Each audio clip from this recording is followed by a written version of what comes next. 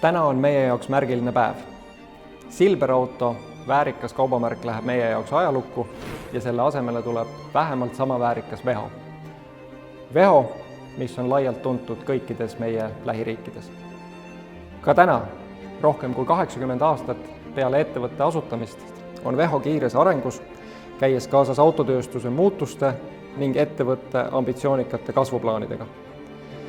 Veho on muutumises ja kasvamises suurest Soome ettevõttest suureks Skandinaavia autoäri ja mobiilsusteenuste ettevõtteks.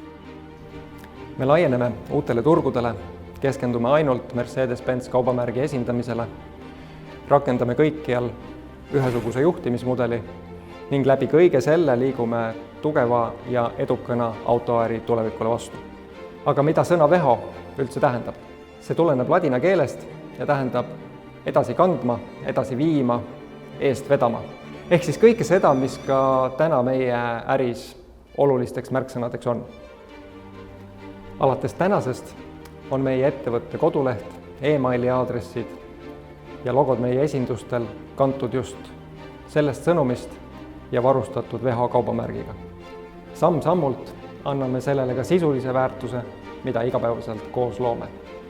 Meie tegevusel on 2 peamist fookust, meie töötajad ja meie kliendid. Ühte ei ole teiseta ning mõlema osapoole rahulolu ja naeratus näol loob eeldused headeks, väga headeks või suurepärasteks tulemusteks. Olen kindel, et meie meeskondades on vajalik sisukus ja sügavus olemas.